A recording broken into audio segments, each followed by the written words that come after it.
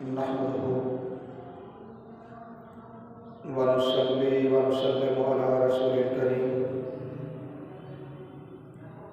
أما بعد أعوذ بالله من الشيطان الرجيم بسم الله الرحمن الرحيم قال النبي صلى الله عليه وسلم من كنت مولاه فعلي مولاه وقال النبي صلى الله عليه وسلم أيضا كانت بنو إسرائيل تسوسهم الأنبياء كلما هلك نبي خلفه نبي وإنه لا نبي بعدي وسيكون خلفاؤه فيكثرون قالوا فما تأمرنا قال فما ببيعة الأول فالأول آتوهم حقهم فإن الله سائلهم أما استرعاهم صدق الله وصدق رسول النبي الكريم إن الله وملائكته يصلون على النبي يا أيها الذين آمنوا صلوا عليه وسلموا تسلیما۔ قصیدہ متشریف کے اشعار مل کے پڑھ لیجیے۔ مولایا صلی وسلم دائما ابدا علی حبیبک خیر الخلق كلهم مولایا صلی وسلم دائما ابدا علی حبیبک خیر الخلق كلهم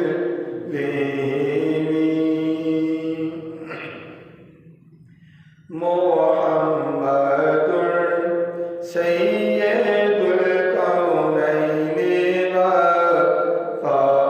والثقلین والفریقین من ورد ومن عجم مولایا صلی وسلم دائما ابدا علی حبیبک خیر الخلق كلهم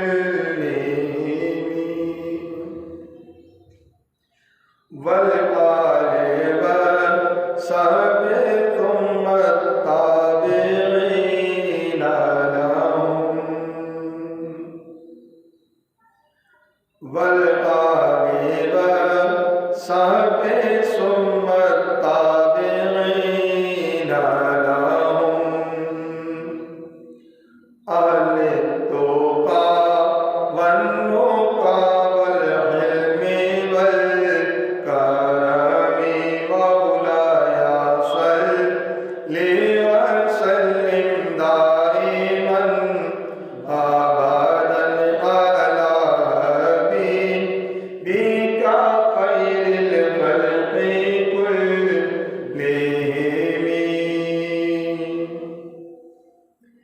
يا ربي بالمصطفى بلغ مقاصدنا واغفر لنا ما مضى يا واسع الكرم مولاي صل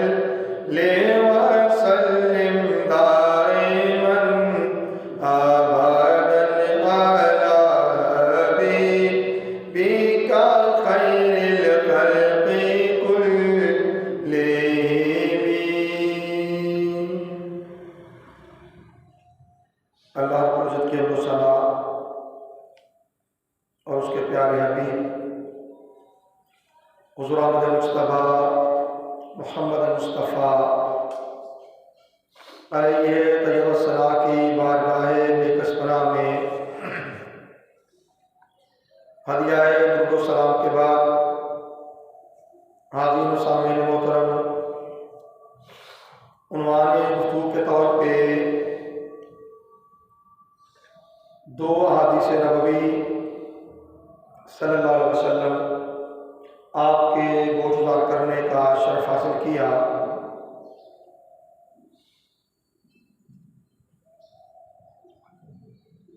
پہلی حدیث، من کنت مولاہ فعلی مولا، جامع ترمذی سے ہے، اور جامع ترمذی کے علاوہ کثیر کتب حدیث میں محدثین نے اس حدیث پاک کو بیان کیا ہے، اور یہ حدیث مولا کائنات، مولا مشکل کشا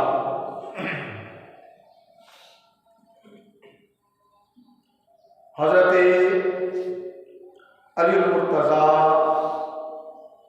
شیر خدا حیدر کرار رضی اللہ تعالیٰ عنہ کے شرف ولایت کو بیان کرتی ہے، اور یہ میں عرض کرتا ہوں بے عین ہی کلمات یا اس سے ملتے جلتے کلمات کے ساتھ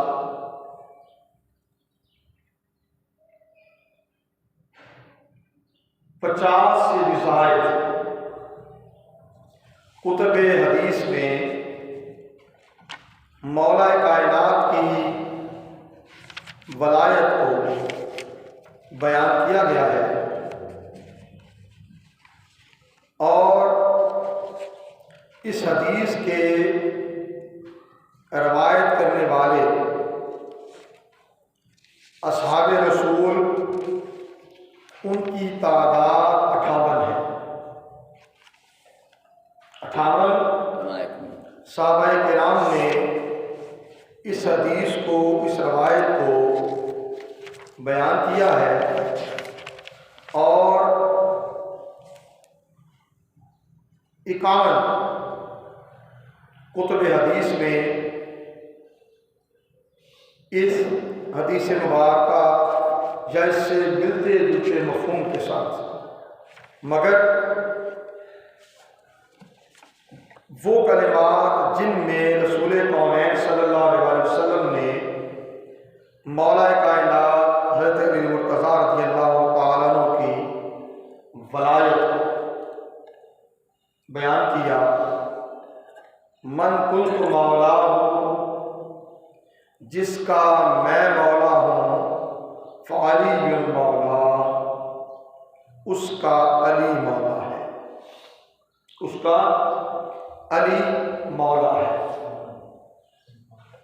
آپ فاتح سلطنت ولایت ہیں، فاتح سلطنت ولایت۔ جس طرح رسول کونین صلی اللہ علیہ وسلم کو تمام انبیاء علیہ السلام میں افضلیت کا شرف حاصل ہے، ایسی روایت تو نہیں گزری، مگر جو کچھ اللہ تعالیٰ کے دین نے سمجھایا، میں اس نتیجے پہ پہنچا ہوں کہ جس طرح رسالت محمدی صلی اللہ علیہ وسلم تمام انبیاء و مرسلین پر فائق اور افضل ہے، آپ صلی اللہ علیہ وسلم سید الانبیاء والمرسلین ہیں، اسی طرح سلطنت ولایت میں حضرت علی المرتضیٰ شیر خدا رضی اللہ تعالی عنہ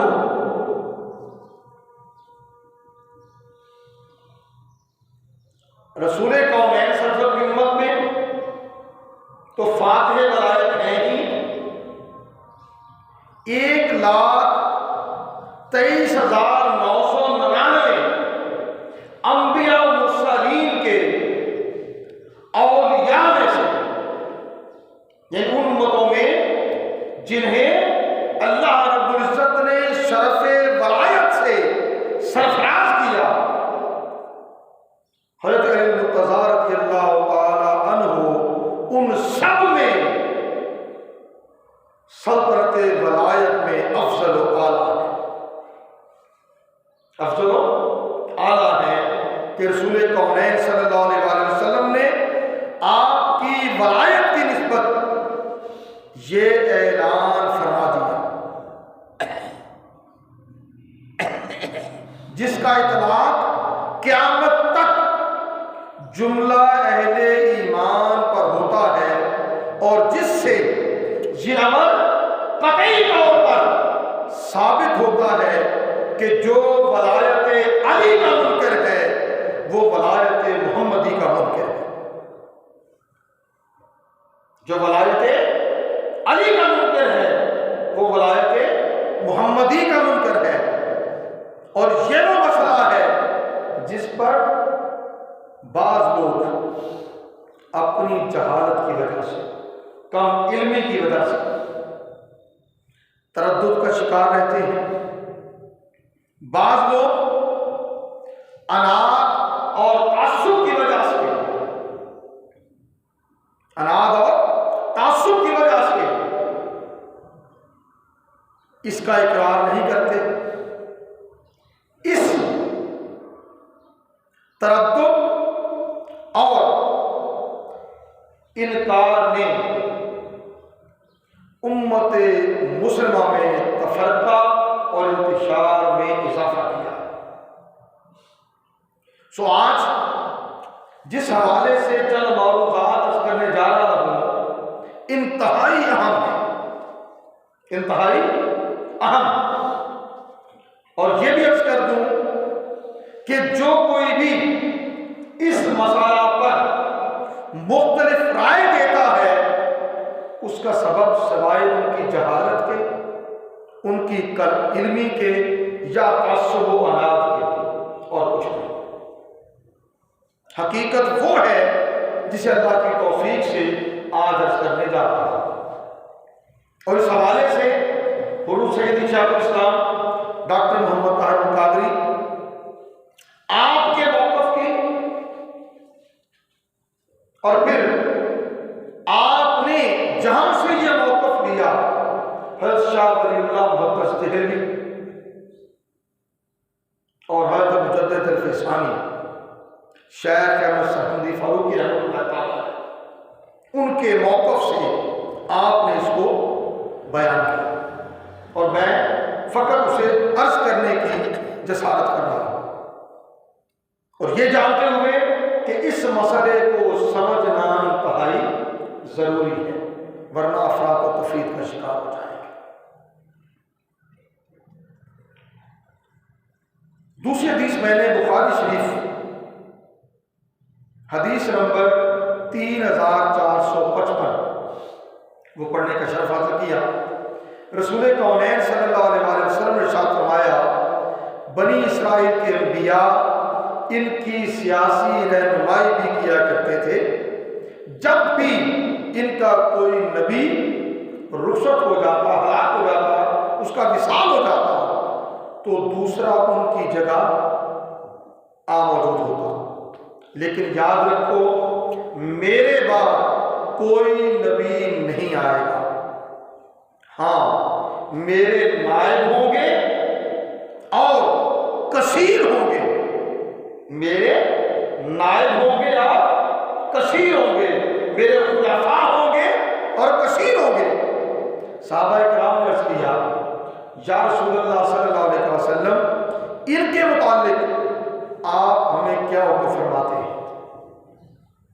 رسول کریم صلی اللہ علیہ وسلم نے فرمایا، سب سے پہلے جس کی بیعت کر لو بس اسی کی وفاداری پر قائم رہو، اور ان کا جو حق ہے اس کی ادائیگی میں کوتاہی نہ کرو، کیونکہ اللہ تعالیٰ ان سے قیامت کے دن ان کی رعایا کے بارے میں سوال کرے گا،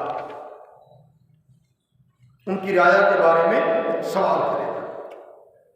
جب یہ بات سمجھ آ گئی کہ رسول کونین صلی اللہ علیہ وسلم نے فرما دیا میرے بعد کوئی نبی نہیں، خلفاء ہوں گے اور کثیر ہوں گے، تو جاننا چاہیے کہ رسول کونین صلی اللہ علیہ وسلم کی ذات مقدسہ سے 3 طرح کی وراثتیں جاری ہیں۔ کتنی طرح کی؟ 3 طرح کی وراثتیں۔ ایک خلافت باطنی کی روحانی وراثت ہے، دوسری خلافت ظاہری کی سیاسی وراثت ہے، اور تیسری خلافت دینی کی عمومی وراثت ہے۔ خلافت دینی کی عمومی وراثت۔ جب ہم بات کرتے ہیں خلافت باطنی کی روحانی وراثت کی، تو اہل بیت اطہار کے نفوس قدسیہ انہیں یہ وراثت عطا ہو۔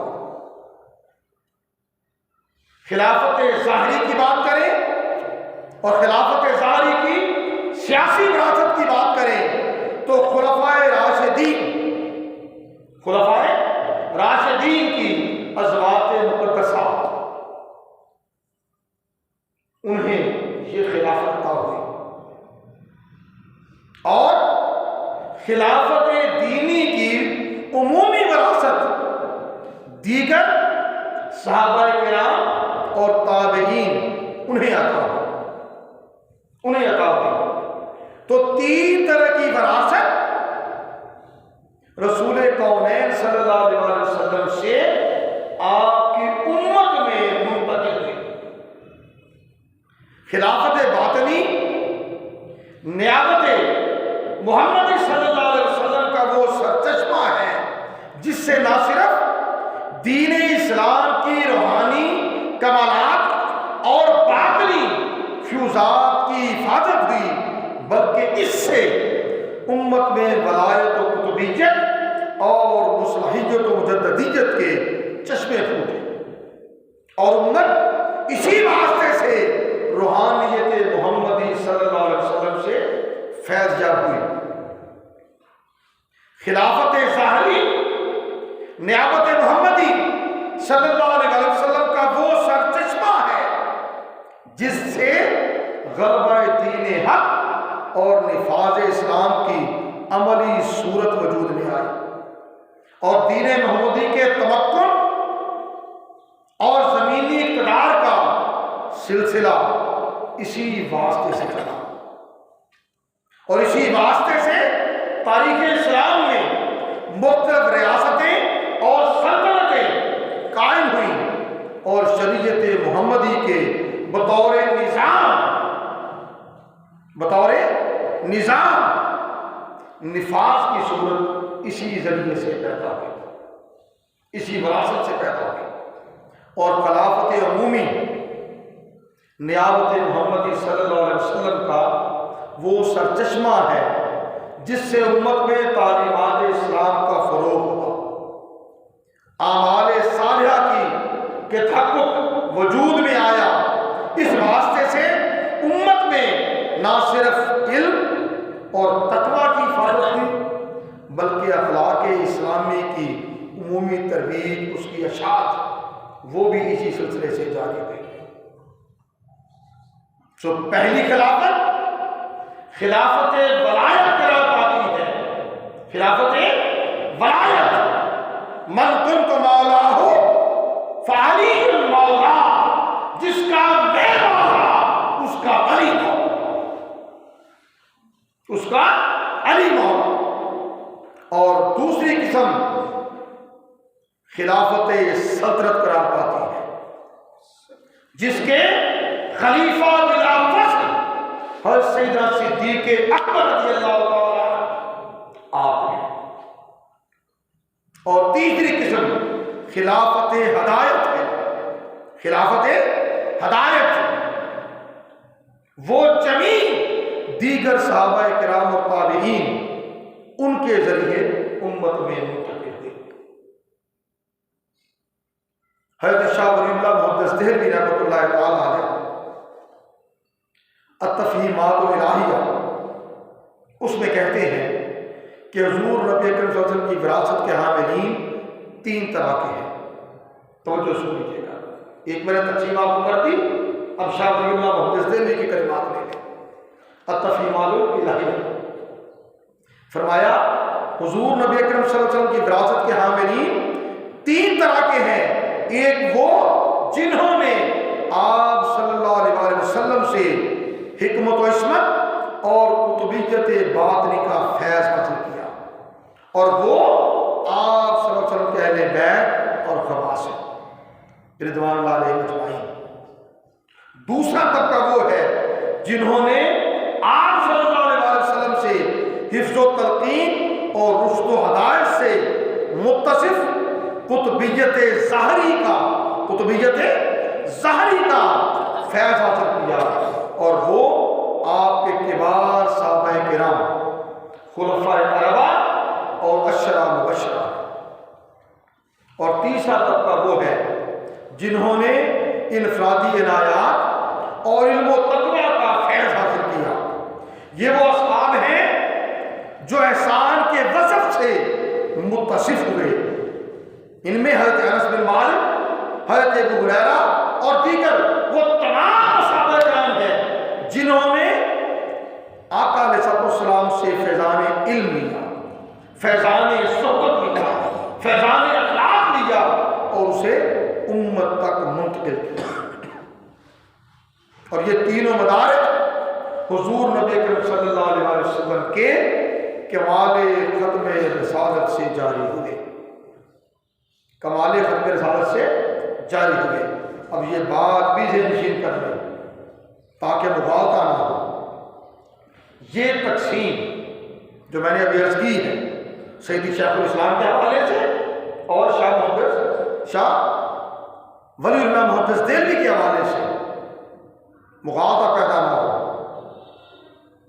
یہ تقسیم غلبہ حال اور خصوصی امتیاز کی نشاندہی کے لیے ہے کہ یہ امتیازی شانیں ایک وراثت کے طور پر یوں منتقل ہوئی، ورنہ ہر تینوں اقسام میں سے کوئی بھی دوسری قسم کے خواص و کمالات سے کلیتاً خالی نہیں ہے.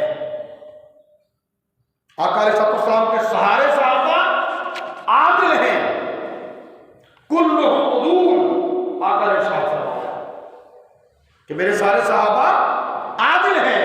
پھر آقا علیہ السلام نے یہ بھی ارشاد فرمایا اصحابی کالنجوم بأیہم اقتدیتم اہتدیتم. میرے سارے صحابہ ستاروں کی مانند ہیں، جس کی بھی پیروی کرو گے ہدایت پاؤ گے، جس کی بھی پیروی کرو گے ہدایت پاؤ گے.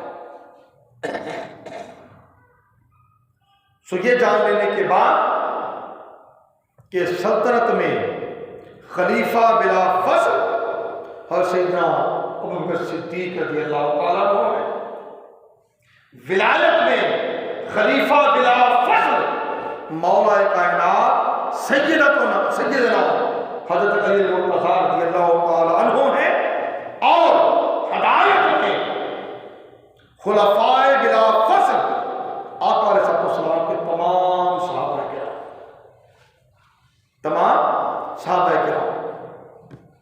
اور ختم نبوت کے بعد فیضان محمدی صلی اللہ علیہ وسلم کے دائمی تسلسل کے لیے یہ 3 مستقل مطالعے قائم ہو گئے. 3 مستقل مطالعے قائم ہو گئے. ایک مطالعہ وراثت سیاسیہ کا ہے جو خلافت ظاہری پر، دوسرا مطلب روحانیت ہے جو خلافت ولایت ہے، اور تیسرا مطلب علمی و عملی وراثت ہے، علمی و عملی وراثت جو جملہ صحابہ کرام کے ساتھ واسطہ ہے. تو یاد رکھنا چاہیے کہ رسول کونین صلی اللہ علیہ وسلم کی سیاسی وراثت خلافت راشدہ، خلافت راشدہ. پہلے خلیفہ سیدنا صدیق اکبر رضی اللہ تعالیٰ عنہ، دوسرے خلیفہ سیدنا عمر فاروق اعظم رضی اللہ تعالیٰ عنہ، تیسرے خلیفہ حضرت سیدنا عثمان غنی رضی اللہ تعالیٰ عنہ، اور چوتھے خلیفہ سیدنا علی المرتضیٰ رضی اللہ تعالیٰ عنہ. یہ مسئلہ ہے سیاست ہے، یہ خلافت راشدہ ہے. اور پھر رسول کونین صلی اللہ علیہ وسلم کی روحانی وراثت ولایت و امامت کے نام سے موسوم ہے. وہ خلافت راشدہ اور یہ ولایت و امامت، اور تیسری حضور کی علمی و عملی وراثت ہدایت و دیانت کے نام سے موسوم ہے. یہ ان کے نام ہے. اب جاننا چاہیے کہ سیاسی ریاست کے وراثت کے فرد اول حضرت سیدنا صدیق اکبر ہیں، روحانی وراثت کے فرد اول حضرت علی المرتضیٰ ہیں، اور علمی و عملی وراثت کے افراد اول آقا علیہ السلام کے جملہ صحابہ کرام. اور یہ سب وراثتیں اور حاملین وراثت اپنے اپنے دائرہ میں خلفائے بلا فصل ہیں. خلفائے بلا فصل ہیں. میری بات سمجھ آ گئی نا؟ اب آگے چلیں. ان مناسب کی حقیقت ایک دوسرے سے کچھ امور میں مختلف بھی ہے، کچھ امور میں مختلف بھی ہے. خلافت ظاہری دین اسلام کا سیاسی منصب ہے. خلافت باطنی دین اسلام کا روحانی منصب ہے. خلافت ظاہری انتخابی اور شرعی امر ہے، اور خلافت باطنی محض وہبی و اجتماعی امر ہے. خلافت ظاہری کا تقرر عوام کے چناؤ سے ہوتا ہے، اور خلیفہ باطنی کا تقرر اللہ رب العزت کے چناؤ سے عمل میں آتا ہے. خلیفہ ظاہری منتخب ہوتا ہے، اور خلیفہ باطنی منتجب ہوتا ہے. اور یہی وجہ ہے کہ سیدنا صدیق اکبر رضی اللہ تعالیٰ عنہ جو پہلے خلیفہ ہوئے، حضرت عمر فاروق اعظم رضی اللہ تعالیٰ عنہ کی تجویز تھی، اور پھر رائے عامہ کی اکثریت نے اس کی تائید کی، اور آپ خلیفہ بلا فصل خلفائے راشدین میں خلیفہ اول ہوئے. خلیفہ اول ہوئے، اور امامت و ولایت چونکہ منتجب ہے، رسول کونین صلی اللہ علیہ وسلم نے کسی کی تجویز سے اس کا انتخاب نہیں کیا، بلکہ رسول کونین صلی اللہ علیہ وسلم نے اس کا اعلان فرمایا. اس کا اعلان فرمایا، من کنت مولاہ فعلی مولا. خلافت میں جمہوریت مطلوب ہے، اس لیے اللہ کے نبی صلی اللہ علیہ وسلم نے اس کا اعلان نہیں فرمایا. ولایت میں ماموریت، امر کا اجرا کسی کو مامور کرنا، یہ مقصود تھی. اس لیے رسول کونین صلی اللہ علیہ وسلم نے وادی غدیر خم میں ولایت علی کا اعلان فرما دیا. حضور صلی اللہ علیہ وسلم نے امت کے لیے خلیفہ کا انتخاب عوام کی مرضی پر چھوڑا. عوام نے اپنی رائے سے اس کا انتخاب کیا، مگر ولی کا انتخاب اللہ کی مرضی سے. آقا نے خود فرمایا، خلافت زمینی نظام کے سنوارنے کے لیے قائم ہوتی ہے، اور ولایت اسے آسمانی نظام کے حسن سے نکھارنے کے لیے قائم ہوتی ہے. خلافت افراد کو عادل بنانے کے لیے ہوتی ہے، اور ولایت افراد کو کامل بنانے کے لیے ہوتی ہے. خلافت کا دائرہ فرش تک ہوتا ہے، فرش ہوتا ہے، اور ولایت کا دائرہ عرش ہوتا ہے. خلافت تخت نشینی کے بغیر مؤثر نہیں ہوتی.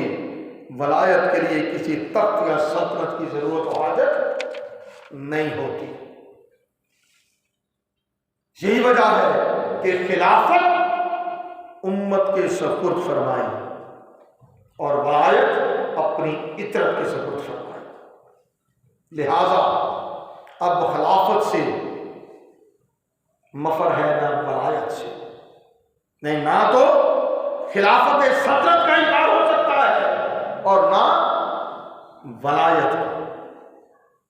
اس لیے کہ سیدنا صدیق اکبر رضی اللہ عنہ کی خلافت بلا فصل اجماع صحابہ سے منعقد ہوئی اور تاریخ کی شہادت قطعی سے ثابت ہوئی، اور حضرت مولا علی المرتضیٰ رضی اللہ عنہ کی ولایت بلا فصل خود رسول کونین صلی اللہ علیہ وسلم کے فرمان سے منعقد ہوئی اور احادیث متواترہ کی شہادت سے قطعی ثابت ہوئی۔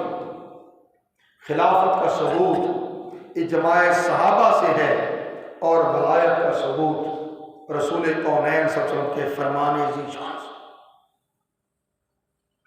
وہ تاریخ اور اجماع کا انکار کرتا ہے،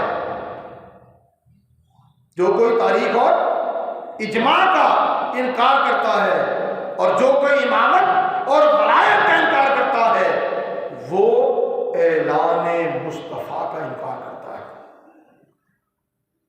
اب ضرورت کس چیز کی ہے؟ ہر دو انسٹیٹیوشنز کو سمجھا جائے اور ان میں تطبیق پیدا کی جائے، نہ کہ تفریق پیدا کی جائے۔ سیدی شیخ الاسلام نے بھی تطبیق پیدا کی، شاہ ولی اللہ محدث دہلوی نے بھی تطبیق پیدا کی، اور حضرت شیخ احمد سرہندی فاروقی رحمۃ اللہ تعالیٰ علیہ انہوں نے بھی تطبیق پیدا کی۔ اب چونکہ وقت بار ہو چکا ہمارا، مگر میں حضرت مجدد الفسانی شیخ احمد سرہندی رحمۃ اللہ تعالیٰ علیہ انہوں نے جو مکتوبات شریف میں اس حوالے سے بیان کیا، میں اس عرض کر کے بات کو ختم کر رہا ہوں۔ آپ فرماتے ہیں، اور ایک راہ وہ ہے جو قرب ولایت سے تعلق رکھتی ہے، اقطاب و اوقات اور بدلا اور مجبا اور عام اولیاء اللہ ہی اسی راہ سے واصل ہے، اور راہ سلوک اسی راہ سے عبارت ہے، بلکہ متعارف جذبہ بھی اسی میں داخل ہے، اور اس راہ میں توسط ثابت ہے، اور اس راہ کے واصلین کی پیشوا اور ان کے سردار اور ان کے بزرگوں کے منبع فیض حضرت علی المرتضیٰ رضی اللہ تعالی عنہ ہے، اور یہ عظیم الشان منصب ان سے تعلق رکھتا ہے۔ اس راہ میں گویا رسول اللہ صلی اللہ علیہ وسلم کے دونوں قدم مبارک حضرت علی المرتضیٰ کے مبارک سر پر ہیں، اور حضرت فاطمہ اور حضرات حسنین کریمین اس مقام میں ان کے ساتھ شریک ہیں۔ میں یہ سمجھتا ہوں کہ حضرت امیر یعنی حضرت علی المرتضیٰ رضی اللہ تعالیٰ عنہ اپنی جسدی پیدائش سے پہلے بھی اس مقام کے ملجا و مآب تھے، جیسا کہ آپ جسدی پیدائش کے بعد ہیں، اور جسے بھی فیض ہدایت کے ساتھ سے پہنچی اسی ذریعے سے پہنچی، اسی ذریعے سے پہنچی۔ پھر آگے آپ فرماتے ہیں کیونکہ وہ اس راہ کے آخری نقطہ کیا ہے، نزدیک ہے اور اس مقام کا مرکز ہے، ان سے تعلق رکھتا ہے، اور جب ترمیم کا یہ دور ختم ہوا تو یہ عظیم القدر منصب ترتیب وار حضرت حسنین کریمین کو سپرد ہوا، اور ان کے بعد وہی منصب آئمہ اثنا عشرہ میں سے ہر ایک کو ترتیب وار اور تفصیل سے تفویض ہوا، اور ان بزرگوں کے زمانہ میں اور اس طرح ان کے انتقال کے بعد کسی کو بھی فیض اور ہدایت پہنچی ہے انہی بزرگوں کے ذریعہ سے پہنچی ہے، اگرچہ اقطاب و مجبائے وقت ہی کیوں نہ، اور سب کے ملجا و مآب یہی بزرگ ہیں، کیونکہ اطراف کو اپنے مرکز کے ساتھ الحاق کیے بغیر چارہ نہیں ہے۔